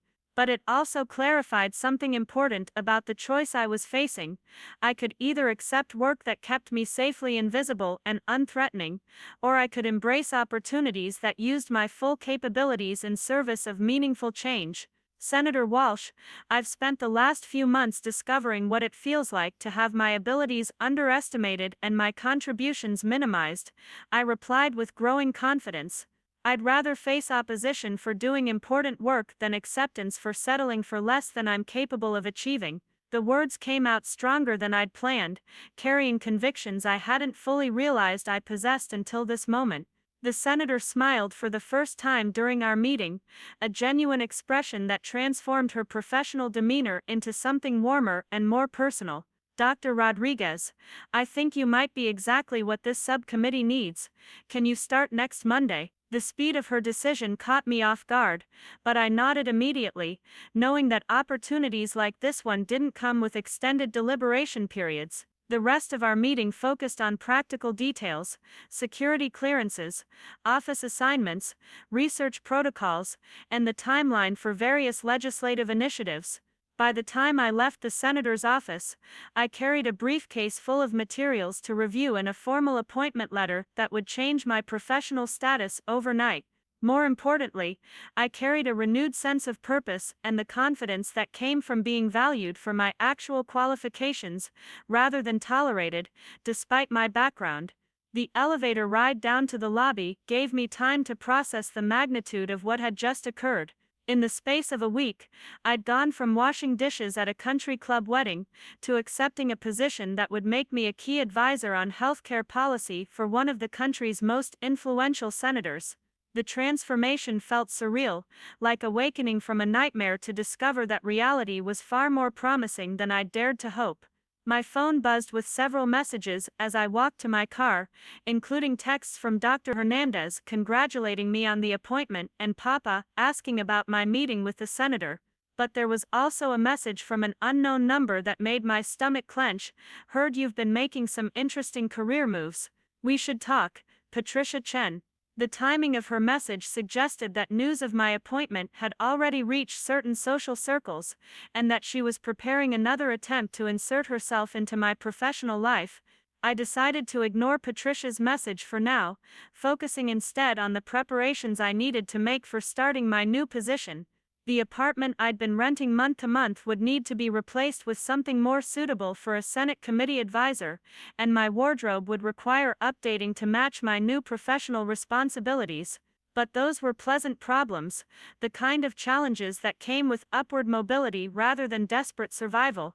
The weekend flew by in a blur of preparation and anticipation. I spent Saturday shopping for professional clothing that projected competence without ostentation, settling on conservative business suits that conveyed seriousness and authority. Sunday was devoted to reviewing the research materials Senator Walsh had provided, familiarizing myself with current policy debates and the complex relationships between federal programs, state regulations, and local healthcare delivery systems. Papa insisted on taking me to dinner Sunday night, his pride evident as he raised his beer bottle in a toast to Dr. Rodriguez, policy advisor and community advocate. His construction crew had apparently been bragging about my appointment to anyone who would listen, turning me into a local success story among families who rarely saw their children achieve such professional recognition. "Your mama would be so proud," he said quietly, his eyes bright with emotion. "She always knew you were destined for something special." Morning arrived with the kind of crystalline desert sunshine that made Phoenix feel like a city of infinite possibilities. I drove downtown through neighborhoods that would be directly affected by the policies I'd be helping to develop, past clinics that served uninsured patients and community centers that provided health education in both English and Spanish. The responsibility felt substantial but manageable, grounded in personal experience and supported by professional training. The Senate subcommittee offices occupied several floors of a federal building where security was taken seriously but efficiently managed. My new colleagues were a diverse group of policy analysts, medical professionals, and community advocates who welcomed me with the kind of professional respect I hadn't experienced in months. The work environment felt collaborative rather than hierarchical, focused on practical problem-solving rather than political grandstanding. My first assignment involved reviewing existing cardiovascular health programs and identifying gaps in services for Hispanic communities throughout the Southwest. It was exactly the kind of work that utilized both my medical knowledge and my cultural understanding, requiring careful analysis of clinical data alongside awareness of social and economic factors that affected patient behavior. The complexity was intellectually stimulating, and the potential impact was personally meaningful in ways that made long hours feel purposeful rather than burdensome. By Wednesday, I'd settled into a routine that felt sustainable and engaging. Morning hours were devoted to data analysis and report writing, afternoons to meetings with community health advocates and healthcare providers, and evenings to preparing for the following day's activities. The work was demanding but rewarding, offering the kind of professional satisfaction I'd been missing since leaving my residency program. That's when Patricia Chen's next move revealed itself in a way that demonstrated both her persistence and her fundamental misunderstanding of the situation she was trying to control. A formal invitation arrived at my office, elegantly printed on heavy paper stock and signed with her distinctive handwriting. The Chen Family Foundation cordially invites Dr. Maria Rodriguez to our annual Healthcare Excellence Gala, recognizing outstanding contributions to community wellness initiatives. The invitation was accompanied by a personal note that managed to be simultaneously flattering and threatening. Dear Maria, I hope you'll join us for this celebration of healthcare innovation and community partnership. Your recent career developments make you exactly the kind of emerging leader we want to support and celebrate. I look forward to introducing you to other professionals who share your commitment to serving underserved populations. The subtext was unmistakable. Patricia Chen had discovered my new position and was making another attempt to co-opt my professional success by associating it with her family's philanthropic activities. Accepting her invitation would create photo opportunities that suggested I owed my career advancement to their support and recognition. Declining might be interpreted as ingratitude or arrogance, potentially generating social consequences that could complicate my work with communities where reputation and relationships mattered enormously. I discussed the situation with Senator Walsh during our weekly briefing, presenting it as a potential conflict of interest that might affect my objectivity in healthcare policy development. Her response was more direct than I'd expected. Dr. Rodriguez, part of working in policy is learning to navigate attempts by wealthy individuals and organizations to buy influence through apparent generosity. The Chen family's philanthropic activities serve their social and business interests first, community welfare second. She pulled out a file that contained information about the Chen Family Foundation's previous activities, including detailed analysis of how their donations were structured to maximize tax benefits and social recognition while minimizing actual impact on healthcare outcomes. They're not evil people, she explained, but they approach charity as a form of social investment rather than genuine altruism. Accepting their support would compromise your independence and limit your effectiveness as a policy advocate. Armed with this perspective, I crafted a diplomatic response that declined the invitation while expressing appreciation for their work in healthcare philanthropy. The message was carefully worded to avoid giving offense while maintaining clear boundaries about my professional independence. I sent it on Friday afternoon, then tried to put the Chen family dynamics out of my mind while focusing on more important matters. The weekend brought an unexpected development that would test everything I'd learned about standing up for my principles under pressure. David appeared at my apartment Saturday morning looking haggard and desperate in a way that suggested he'd been struggling with internal conflicts since our last conversation. His expensive suit was wrinkled, his usually perfect grooming disheveled, and his eyes carried the kind of exhaustion that came from sleepless nights and difficult realizations. "Maria, I need to talk to you," he said without preamble, his voice hoarse from what might have been hours of rehearsing this conversation. "I've been thinking about everything that happened, everything I should have done differently, and I realize I made terrible mistakes that hurt you in ways I'm only beginning to understand." He looked around my small apartment as if seeing it clearly for the first time, taking in the medical textbooks and policy documents that reflected my actual interests and capabilities. I gestured for him to sit down, more curious than hopeful about what he might have to say.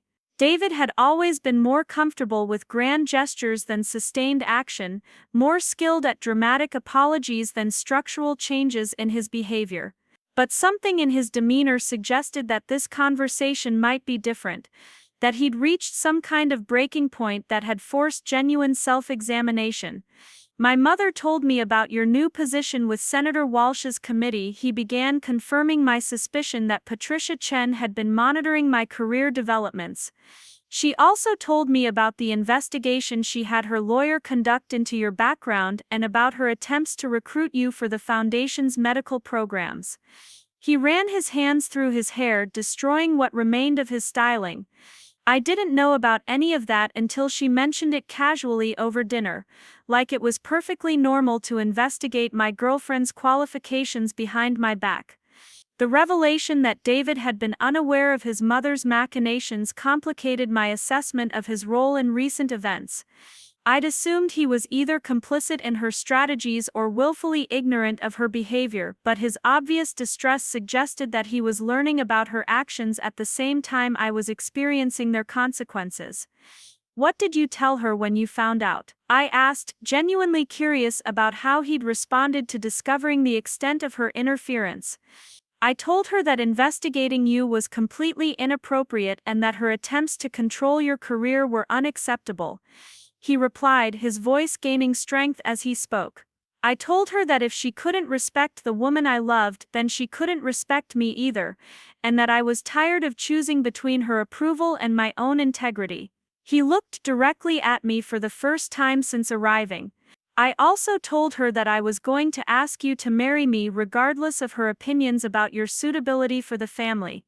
The marriage proposal hit me like a physical shock, not because I'd been hoping for it, but because of how completely irrelevant it felt given everything that had changed in my life over the past week. The man sitting in my living room was offering me a future that would require constant battles with his family, endless negotiations over social acceptance, and perpetual justification of my worth to people who had already decided I wasn't good enough for their son. "David," I said gently, trying to find words that would be honest without being unnecessarily cruel, "a week ago your proposal might have been everything I thought I wanted. But things have changed in ways that make marriage to you impossible regardless of how you handle your mother's disapproval." I gestured toward the policy documents scattered across my coffee table. "I've rediscovered who I am and what I'm capable of achieving, and I can't go back to being someone who needs other people's permission to exist in their world." His face went through several expressions as he processed my response, settling on something between confusion and disbelief. "But we love each other," he said, as if that fact should override all practical considerations. "Doesn't that matter more than career opportunities or social complications?" The question revealed how little he understood about what I'd experienced, how completely he'd missed the fundamental issues that made our relationship unsustainable. "David, love isn't enough when it requires one person to constantly prove their worth to the other person's family and social circle," I explained patiently. "Love isn't enough when it means accepting a diminished version of yourself to avoid making other people uncomfortable." I stood up and moved to the window, looking out at the neighborhood where I'd grown up and the mountains that had always represented possibility and freedom. "I deserve love that celebrates who I am rather than tolerating who I might become if I change enough to be acceptable." The conversation continued for another hour, with David alternately pleading for another chance and expressing frustration at my unwillingness to compromise for the sake of our relationship. But I could see that he was beginning to understand the fundamental incompatibility between what he was offering and what I needed. By the time he left, we'd both acknowledged that our relationship had run its course, that the people we'd become were no longer compatible with the future we'd once imagined together. Sunday brought a different kind of closure when Papa called to tell me about an unexpected visitor he'd received at the construction site. "Patricia Chen showed up at the job this morning asking to speak with me privately," he said, amusement evident in his voice. "She wanted to discuss your career prospects and how the Chen family might be able to support your professional development." I felt a mixture of anger and admiration at Patricia's persistence, her willingness to pursue every possible avenue for maintaining influence over my life and career. "What did you tell her?" I asked, though I suspected Papa's response had been both diplomatic and definitive. "I told her that my daughter doesn't need support from people who tried to humiliate her when they thought she was powerless," he replied with satisfaction. "I also told her that Dr. Rodriguez makes her own decisions about her career, and that anyone interested in working with her should approach her directly rather than trying to go through family members." He chuckled. She didn't seem to like that answer very much. Monday's return to work brought news that would transform the entire dynamic of my relationship with the Chen family and their social circle. Senator Walsh called me into her office early in the morning, her expression carrying the kind of controlled excitement that preceded major announcements. Dr. Rodriguez, I have some news that will significantly expand the scope of your work with the subcommittee. She began, consulting notes she'd apparently been reviewing since early morning. The Senate Majority Leader has asked our subcommittee to conduct a comprehensive investigation into healthcare access in Arizona, with particular focus on the effectiveness of various charitable and private sector initiatives, she explained. The investigation will include detailed analysis of how foundation funding is being used and whether current philanthropic approaches are actually improving healthcare outcomes for underserved populations. The implications of what she was describing slowly dawned on me, accompanied by a mixture of professional excitement and personal apprehension. As the subcommittee's expert on community healthcare, I would be responsible for evaluating the effectiveness of organizations like the Chen Family Foundation, analyzing their impact on actual patient outcomes rather than their success at generating positive publicity for their donors. Senator Walsh, I should probably disclose that I have a personal history with the Chen family that might create appearance of conflict of interest, I said, explaining briefly about my relationship with David and Patricia's recent attempts to recruit me for their foundation's work. The senator listened without interruption, making notes and asking clarifying questions about the timeline of events. Dr. Rodriguez, your personal knowledge of how the Chen family operates might actually be an asset rather than a liability, she replied after considering my disclosure.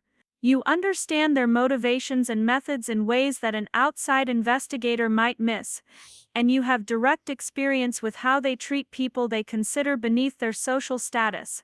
She leaned back in her chair, studying my face carefully. The question is whether you're comfortable being involved in an investigation that might reflect poorly on people you once considered family.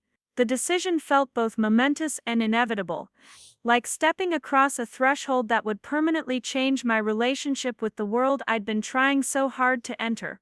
But as I considered the question, I realized that my answer had been determined by everything I'd experienced over the past weeks. I'd learned the difference between authentic opportunity and manipulative control, between genuine respect and condescending tolerance, between love that celebrated my achievements and love that required me to minimize them.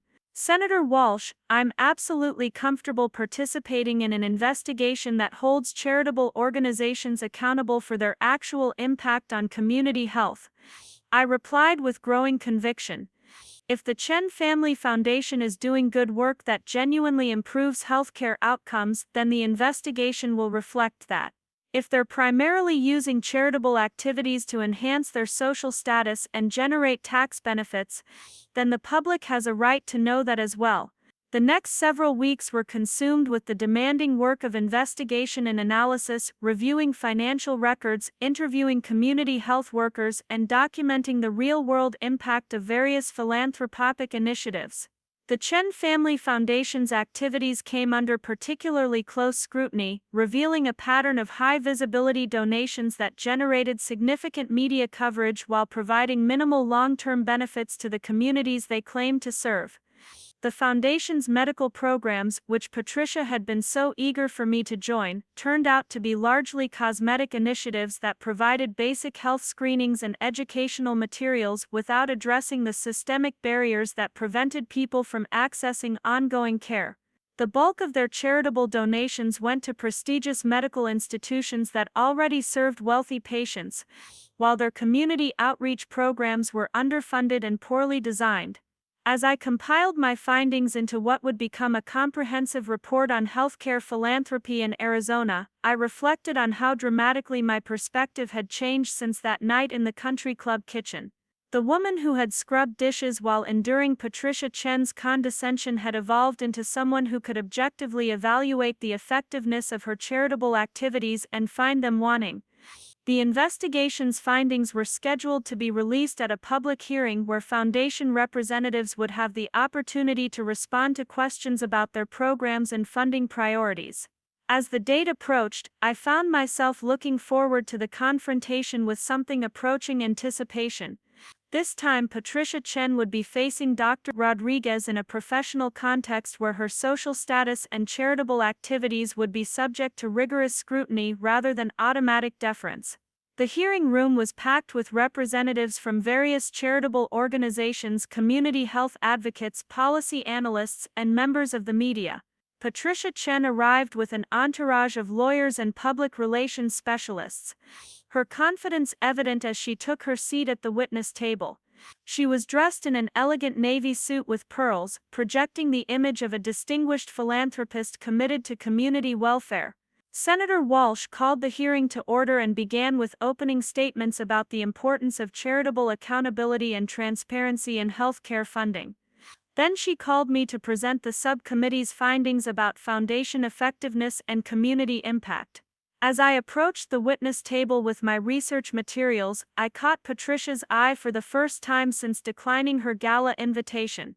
Her expression shifted from confident composure to barely concealed shock as she recognized me, followed quickly by something that might have been panic as she realized the implications of my presence at this hearing. The woman she'd dismissed as unsuitable for her son, the dishwasher she'd condescended to in that country club kitchen, was now sitting across from her as a Senate policy advisor with the authority to evaluate her charitable activities. Senator Walsh, distinguished members of the subcommittee, I began, my voice steady and professional despite the personal significance of this moment. I'm Dr. Maria Rodriguez, and I'll be presenting our findings on the effectiveness of healthcare philanthropy in serving Arizona's underserved communities. I opened my folder and began reading from the comprehensive report that would forever change how Patricia Chen's charitable activities were perceived by the public and the communities she claimed to serve. The presentation took nearly an hour, covering everything from financial analysis to patient outcome data, to interviews with community health workers who had direct experience with various foundation programs. The Chen Family Foundation's activities were presented in the context of broader patterns of ineffective philanthropy, but the specific details were damning enough to make Patricia visibly uncomfortable as I spoke. When I finished presenting the findings, Senator Walsh opened the floor for questions directed at the foundation representatives. Patricia Chen attempted to defend her organization's activities with the same smooth confidence she'd displayed in our kitchen encounter, but her responses revealed a fundamental disconnect between her foundation's public relations materials and their actual impact on healthcare access. Mrs. Chen, I said when my turn came to ask questions, your foundation's tax filings show that over 60% of your medical charity donations went to institutions that primarily serve affluent patients, while less than 15% was directed toward programs serving uninsured or underinsured populations. Can you explain how this allocation pattern aligns with your stated mission of improving healthcare access for underserved communities? The question was precise and fact-based, delivered in the neutral tone appropriate for congressional hearings, but I could see the recognition in Patricia's eyes as she realized that the power dynamics between us had completely reversed. She was now the one being questioned, evaluated, and potentially found wanting, while I occupied the position of authority and expertise. Her response was evasive and defensive, relying on generalities about the complexity of healthcare funding and the importance of supporting medical research that would eventually benefit all patients. But the subcommittee members pressed for specifics, asking for detailed explanations of how her foundation's activities had actually improved healthcare outcomes in Hispanic and Native American communities. By the end of the hearing, it was clear that the Chen Family Foundation's charitable activities were primarily designed to enhance the family's social status rather than address genuine healthcare needs. The public record would now permanently reflect this assessment, affecting their reputation in ways that no amount of public relations management could completely repair. As the hearing concluded and participants began filing out of the room, Patricia Chen approached me with the kind of forced smile that suggested she was still trying to salvage something from the situation. Maria, she said, her voice carrying none of the condescension from our previous encounters, I hope you understand that our foundation's work comes from a genuine desire to help people, even if our methods might not always align with current policy preferences. I looked at her directly, remembering the woman who had dismissed me as unsuitable for her son and attempted to humiliate me in front of a room full of wealthy guests. Mrs. Chen, I replied calmly, I understand that your foundation's work serves multiple purposes, and I've documented how effectively it achieves each of those purposes. The public record now reflects an objective analysis of your charitable activities, and people can make their own decisions about how to evaluate your contributions to community healthcare. The response was diplomatically neutral but substantively devastating, acknowledging her charitable activities while implying that their primary beneficiary was the Chen family's social reputation rather than the communities they claimed to serve. Patricia's smile faltered as she realized that I was no longer someone who could be intimidated or co-opted, that I had become someone whose professional authority exceeded her social influence in contexts that mattered. As I walked out of the hearing room, carrying folders full of research that would shape healthcare policy for years to come, I reflected on the journey that had brought me to this moment. 6 months ago, I'd been washing dishes while wealthy people discussed my inadequacy for their social circle. Today, I'd presented findings that would force those same people to publicly account for their charitable activities and their actual impact on community welfare. The transformation felt both dramatic and natural, like finally becoming the person I'd always been capable of being once the external constraints were removed. Dr. Maria Rodriguez had always existed, she'd just been temporarily hidden beneath circumstances and other people's expectations. Now she was fully emerged, professionally established and positioned to make a meaningful difference in the lives of people who shared her background and understood her values. Papa was waiting for me when I got home that evening, his face beaming with pride as he read news coverage of the hearing on his tablet. "Mija, you were magnificent today," he said, showing me headlines that described the subcommittee's findings and their implications for healthcare philanthropy. "Your mama would have been so proud to see you standing up there speaking truth to power like you were born for it." As I settled into my favorite chair with a cup of coffee and the satisfaction that came from meaningful work well done, I thought about the wedding where this journey had begun. The woman who had scrubbed dishes that night while enduring social humiliation would probably be amazed by the woman who had presented congressional testimony that held wealthy philanthropists accountable for their community impact. But in another sense, nothing had really changed at all. I was still Maria Rodriguez, still committed to serving my community, still determined to use my education and abilities in ways that made a real difference in people's lives. The only thing that had changed was my understanding of my own worth and my willingness to demand recognition for my actual capabilities rather than acceptance despite my background. The phone rang as I was getting ready for bed, and Senator Walsh's voice carried the satisfaction of someone whose political instincts had been validated by events. "Dr. Rodriguez, I wanted to call personally to thank you for your excellent work on today's hearing. The response has been overwhelmingly positive, and I think we've established some important precedents for charitable accountability." She paused. "I also wanted to let you know that the majority leader has asked me to expand our subcommittee's work to include a national study of healthcare philanthropy effectiveness. Would you be interested in leading that investigation?"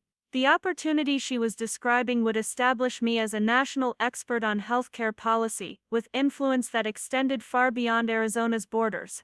It would also mean more confrontations with wealthy individuals and organizations who preferred their charitable activities to be praised rather than scrutinized, more battles over the difference between genuine community service and social status enhancement. "Senator Walsh," I replied without hesitation, "I'd be honored to lead that investigation. There are a lot of communities across the country that deserve to know whether the charitable organizations claiming to serve them are actually making their lives better or just making their donors feel better about themselves." The conviction in my voice surprised even me, reflecting confidence and purpose that felt unshakable. After ending the call, I stood at my window looking out at the desert landscape that had shaped my childhood and would continue to ground my adult life. Somewhere across the city, Patricia Chen was probably meeting with her public relations team, trying to develop strategies for managing the reputational damage from today's hearing. David was likely struggling with the realization that his family's charitable activities were less altruistic than he'd believed, and that the woman he'd wanted to marry had become someone whose professional authority now exceeded his family's social influence. But those were their problems to solve, their adjustments to make to a world where Dr. Maria Rodriguez was no longer someone who could be dismissed or controlled. I had work to do, communities to serve, and policies to develop that would improve healthcare access for people who had been ignored by traditional philanthropic approaches. It was exactly the kind of meaningful work I'd always dreamed of doing, and it felt like I was just getting started. Up next, you've got 2 more standout stories right on your screen. If this one hit the mark, you won't want to pass these up, just click and check them out.